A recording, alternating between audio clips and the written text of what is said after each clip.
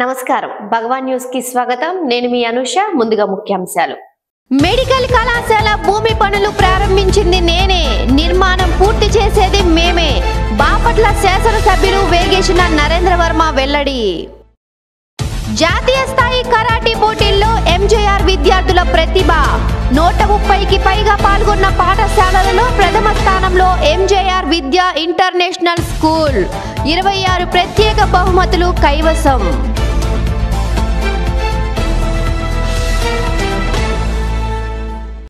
కేంద్ర మంత్రి పదవి రేసులో ఉప ముఖ్యమంత్రి పవన్ కళ్యాణ్ సినీ నటుడు నాగబాబుకు తెలుగుదేశం పార్టీలో మంత్రి పదవిపై చంద్రబాబు ఆలోచన ప్రచార రథంతో యేసుక్రీస్తు పాటలతో సందేశం బాపట్ల పట్టణంలో క్రిస్మస్ పండుగ ముందస్తు సందడి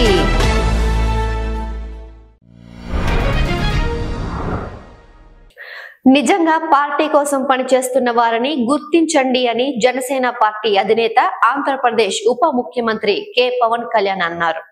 ఈ సందర్భంగా జనసేన పార్టీ నాయకులకు ఆయన పిలుపునిచ్చారు. ఒక పిలుపుతో పార్టీ కోసం పనిచేస్తున్న ప్రతి ఒక్కరిని కూడా నాయకుడు గుర్తించాలని తెలియజేస్తున్నానని సూచించారు. జనసేనకి పనిచేసే క్షేత్రస్థాయిలో పనిచేసే యువతి యువకులు కుర్రవాళ్ళు పెద్దలు నాయకులు ఎవరైతే ఉన్నారో నిజంగా పనిచేసిన వాళ్ళకి గుర్తింపు ఇవ్వండి. కమిటీస్ మారుమూల గ్రామాల్లో ఎవరున్నారో నాకు నిజంగా తెలియదు, నేనంటే ఇష్టపడి వచ్చారు. అలాంటి వాళ్ళని ప్రత్యేకించి గుర్తించి వాళ్ళకి గౌరవం ఇవ్వండి. కూటమి ప్రభుత్వం ఏర్పడి 6 నెలలు అయిన సందర్భంగా బాపట్ల ఎమ్మెల్యే వేగేసిన నరేంద్ర వర్మ విలేకరుల సమావేశాన్ని ఏర్పాటు చేశారు. మాజీ ఎమ్మెల్యే రఘుపతి తనకు పూర్వ విద్యార్థుల ఆహ్వానం అందలేదని మాట్లాడటం విడ్డూరంగా ఉందని అన్నారు.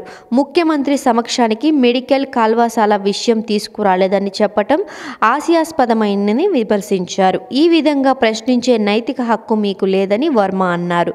మీరు పూర్తి చేయలేకపోయినా మున్సిపల్ హై స్కూల్లో అతి త్వరలో 6 నెలల్లో పూర్తి చేసి చూపిస్తామని తెలిపారు.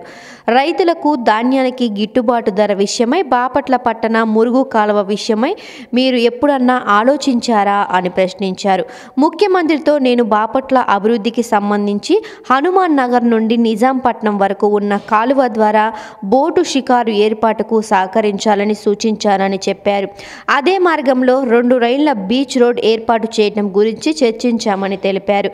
విలేకరులు అడిగిన ప్రశ్నకు సమాధానంగా తల్లికి వందనం, కొత్త పింఛన్లు ఏర్పాటు చేస్తామని సమాధానమిచ్చారు. డిసెంబర్ నెలలో క్రిస్మస్ పండుగ రావడంతో యేసుక్రీస్తు ప్రచార రథాన్ని బాపట్లలో వీధులన్నీ కలియ తిరుగుతూ యేసుక్రీస్తు గురించి అందమైన పాటల రూపంలో సందేశాన్ని ఇస్తున్నారు. క్రిస్మస్ తాత డ్యాన్సులు చేస్తూ ప్రజలను ఎంతగానో ఆకట్టుకుంటున్నారు.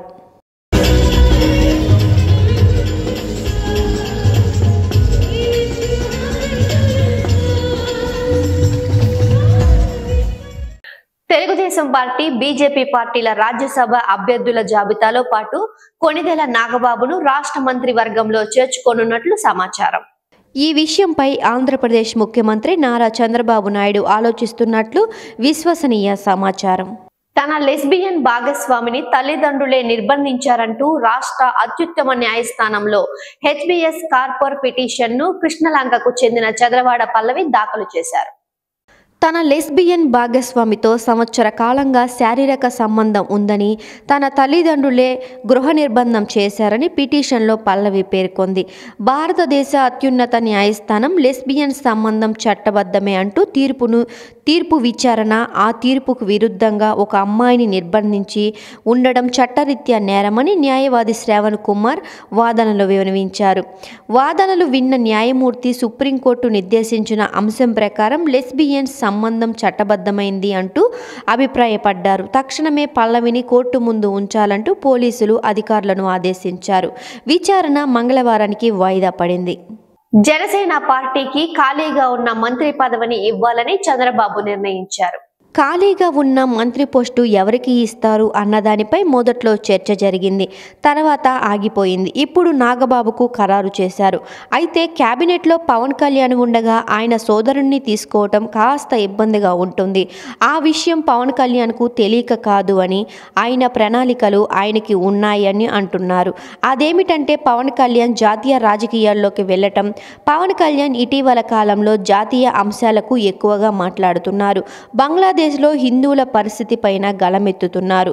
హిందుత్వవాదిగా ఆయనకు దేశవ్యాప్త పేరు వచ్చింది. ఈ క్రమంలో ఆయన స్థానికంగా కంటే ఢిల్లీలో ఉంటే మంచిదని బీజేపీ హైకమాండ్ కూడా భావిస్తున్నట్టు చెబుతున్నారు. ఇటీవల ఢిల్లీ పర్యటనలో దీనిపై చర్చలు జరిగాయని సమాచారం. ఒరిస్సా నుంచి ఆంధ్రలోకి పెద్ద పులి ప్రవేశించింది. మందస మండలం చీపి గ్రామంలో పెద్ద పులి సంచారం చేస్తోంది. దీంతో ఆ గ్రామస్తులు భయాందోళనలో ఉన్నారు. అటవీ శాఖ అధికారులకు సమాచారం అందించారు. పులి బారి నుండి కాపాడాలని అధికారులకు విజ్ఞప్తి చేశారు. ఫారెస్ట్ అధికారులు ప్రజలను అప్రమత్తం చేశారు. చిలకలూరిపేటలో డాక్టర్ బిఆర్ అంబేద్కర్ మెమోరియల్ జాతీయ స్థాయి కరాటే పోటీలలో చల్లారెడ్డిపాలెం ఎంజేఆర్ విద్యార్థులు తమ ప్రతిభను చాటారు. విద్యార్థులను విద్యా సంస్థల డైరెక్టర్ ఎన్ ప్రకాష్ రావు అభినందించారు. ఈ సందర్భంగా పాఠశాలలలో జరిగిన కార్యక్రమంలో పాఠశాల డైరెక్టర్ ఎన్ ప్రకాష్ రావు పాల్గొని అభినందించారు. ఈ సందర్భంగా విద్యార్థులను పాఠశాల principal VS Lakshmi certificate, gold medals విద్యార్థులకు అందించారు. ఈ సందర్భంగా కరాటీ మాస్టర్ కేశవ నాగేశ్వరరావు విద్యార్థులలో కృషిని ప్రశంసించారు. పోటీలలో 1వ తరగతి విద్యార్థిని దర్శిని ప్రియ, దర్శిని, 2వ తరగతి విద్యార్థులు సాదిక్, పి ప్రణత్, 4వ తరగతి విద్యార్థులు ఎస్ షణ్ముఖ సాయి దుర్గా, ఎం ప్రణవ్, బి గురు అనుపమ, కార్తిక, 5వ తరగతి విద్యార్థులు మనస్వి, సిహెచ్ అవిల్, 6వ తరగతి విద్యార్థులు సిహెచ్ జాహ్నవి, ఎం శరణ్యరెడ్డి, డి కేతన సుబ్రహ్మణ్యం, ఎస్ నాగ అశ్విన్, బి చరణ్ కుమార్, 7వ తరగతి విద్యార్థి బి కుష్మంత్, 8వ తరగతి విద్యార్థులు ఎం దేవి ప్రసన్న, బి జాన్విశ్రీ, కె అనంతలక్ష్మి, 9వ తరగతి విద్యార్థులు వై బాల ఆదిత్య, ఏ సూర్యతేజ, 10వ తరగతి విద్యార్థులు వి హారిక, అంజలి, పి మానస పాల్గొని ఓవరాల్ ఛాంపియన్ను కైవసం చేసుకున్నారు అని ప్రిన్సిపల్ విఎస్ లక్ష్మి తెలిపారు. బ్లైండ్ ఫోల్డ్ కళ్లకు గంతలు కట్టుకుని కటాస్ చేసే కరాటే ప్రదర్శనలో 6వ తరగతి విద్యార్థిని చరణ్ రెడ్డి, 7వ తరగతి విద్యార్థి కుష్మంతు, 8వ తరగతి విద్యార్థులు ఎం దేవి ప్రసన్న రెడ్డి, అనంతలక్ష్మి, జాన్విశ్రీ, 9వ తరగతి విద్యార్థి సూర్య, బాల ఆదిత్య తమ ప్రతిభను చూపారు అని ప్రిన్సిపల్ విఎస్ లక్ష్మి తెలిపారు. 132 స్కూల్స్ పార్టిసిపేట్ చేస్తే ఓవరాల్ గ్రాండ్ ఛాంపియన్షిప్ మనకు వచ్చింది.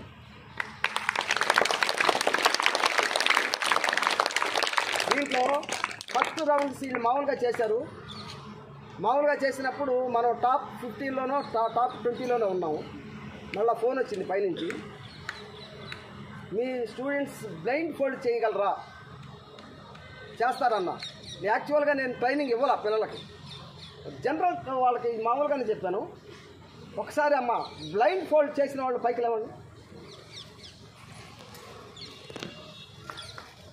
కమ్.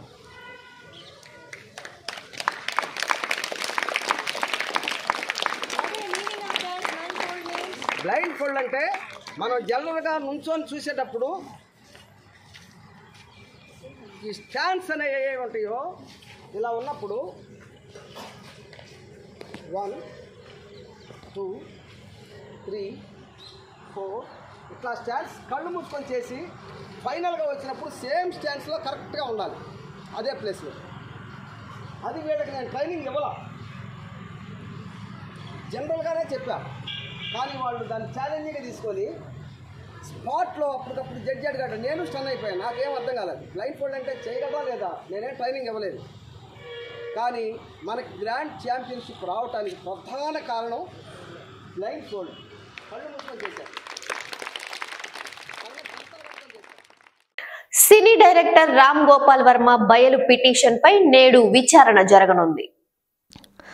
డైరెక్టర్ రామ్ గోపాల్ వర్మ చంద్రబాబు, పవన్ కళ్యాణ్, లోకేష్ పై అసభ్యకర పోస్టులు చేశారని ఆరోపణలతో పలు కేసులు నమోదైన విషయం తెలిసిందే.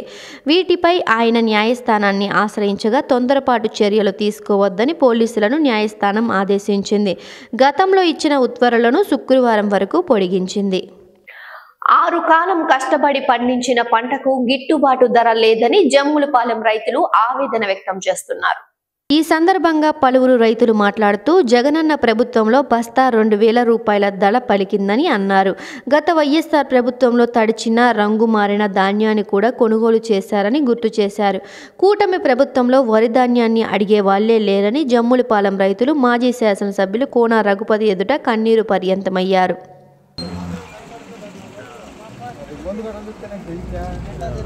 తగ్గించా మరి 600-700 ఆర్పీకే లేవా ఇప్పుడు? ఆర్పీకే వాళ్ళు అడగట్లేదా? ఏదో వేస్తారంట, ఎండబెట్టి వాళ్ళ పర్సెంటేజ్ రావాలంటే కొబ్బరి చేయాలంట. మరి కొద్దిగా ఉన్నాం, బాకీ వడ్డీలు తెచ్చుకున్నాం. మరి అవి పెరిగి పుట్టిండేగా ఇది బతకలేదు అనుకో. మొన్న ఏమైంది, అమ్ముతే ఇంత అమ్ముతే అంత అమ్ముతుంది, ఇప్పుడు జారిపోయింది. ఏం చేయాలి మరి? ఆడేం పెరిగి పుట్టున్నాయి, కొద్దిగా నల్లి సత్తంటి అసలు. గత ప్రభుత్వంలో ఎలా ఉంటుంది? అప్పుడు 2000 అమ్మిందండి, తక్కువే 2000 అమ్మారు. ఎందుకు కారణం ఏంటి? అప్పుడు ప్రభుత్వం ధర ముందుగా ప్రకటించడం వలన మరి ఎట్లా జరిగిందో పెద్దవాళ్ళు కదా, వాళ్ళు ఎట్లా చేశారో మరి. 2000 మనకి ఉపయోగంగా ఆ రోజు బాగా జరిగింది. ఈ రోజు పరిస్థితి 18 మీద పెట్టారండి. అది 18 బంగారం. విశాఖపట్నంలో 483 మెట్రిక్ టన్నుల రేషన్ బియ్యాన్ని అధికారులు సీజ్ చేశారు. 3 ఏళ్లలో 12,000 కోట్ల పీడీఎస్ బియ్యం ఎగుమతి చేశారు. రేషన్ మాఫియా అధికారులు ఉక్కు పాదం మోపారు. బియ్యం అక్రమ రవాణా ప్రక్షాళనలో భాగంగా అధికార యంత్రాంగం మీడియాతో కలిసి పనిచేస్తామని మంత్రి నాదెండ్ల మనోహర్ తెలిపారు. సినీ నటుడు మంచు మోహన్ బాబు కుటుంబ వివాదం పోలీస్ స్టేషన్కు చేరింది. మోహన్ బాబు కుమారుడు మంచు మనోజ్ పహాడి షరీఫ్ పోలీస్ స్టేషన్లో ఫిర్యాదు చేశారు. తనపై దాడి పట్ల చర్యలు తీసుకోవాలని పోలీసులకు రాతపూర్వకంగా ఫిర్యాదు ఇచ్చారు. బంజారా హిల్స్లోని ఓ ప్రైవేటు ఆసుపత్రిలో దెబ్బలతో కుటుంబ సభ్యులతో మనం వెళ్లిన విషయం తెలిసిందే. మెడికల్ రిపోర్టుల ఆధారంగా పోలీసులకు మనోజ్ ఫిర్యాదు చేశారు. విజయవాడలోని తుమ్మలపల్లి కళాక్షేత్రంలో ఆంధ్రప్రదేశ్ రాష్ట్ర మైనారిటీ ఫైనాన్స్ కార్పొరేషన్ చైర్మన్ గా మౌలానా షేక్ ముస్తఫా అహ్మద్ పదవి బాధ్యత స్వీకరణ కార్యక్రమం జరిగింది. కార్యక్రమానికి ముఖ్య అతిథులుగా రాష్ట్ర మైనారిటీ ప్రభుత్వ సలహాదారుడు షరీఫ్, నగరపాలక సంస్థ డిప్యూటీ మేయర్ షేక్ సజీలా పాల్గొన్నారు. అనంతరం డిప్యూటీ మేయర్ ముస్తాక్ అహద్ని శాలువాతో సత్కరించి అభినందనలు తెలిపారు. 11వ తేదీ బుధవారం మాజీ ఎమ్మెల్సీ అన్నం సతీష్ ప్రభాకర్ 50వ జన్మదిన వేడుక భీమవారిపాలెంలోని ఉదయం 9 గంటలకు ఆయన స్వగృహం వద్ద ఫుడ్ పార్కులో నిర్వహించనున్నట్లు ఆయన అభిమానులు తెలిపారు. అభిమానులు, శ్రేయోభిలాషులు పెద్ద ఎత్తున పాల్గొని కార్యక్రమం జయప్రదం చేయవలసిందిగా ఆహ్వానించారు. వార్తలు ముగించే ముందు ముఖ్యాంశాలు మరొకసారి. మెడికల్ కళాశాల భూమి పనులు ప్రారంభించింది నేనే, నిర్మాణం పూర్తి చేసేది మేమే. బాపట్ల శాసనసభ్యులు వేగేసిన నరేంద్ర వర్మ వెల్లడి. జాతీయ స్థాయి కరాటీ పోటీల్లో ఎంజేఆర్ విద్యార్థుల ప్రతిభ. 130కి పైగా పాల్గొన్న పాఠశాలలలో ప్రథమ స్థానంలో ఎంజేఆర్ విద్యా ఇంటర్నేషనల్ స్కూల్. 26 ప్రత్యేక బహుమతులు కైవసం.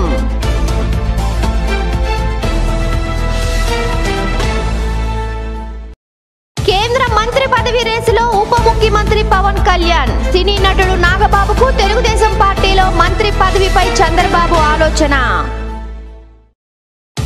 ప్రచార రథంతో యేసుక్రీస్తు పాటలతో సందేశం. బాపట్ల పట్టణంలో క్రిస్మస్ పండుగ ముందస్తు సందడి.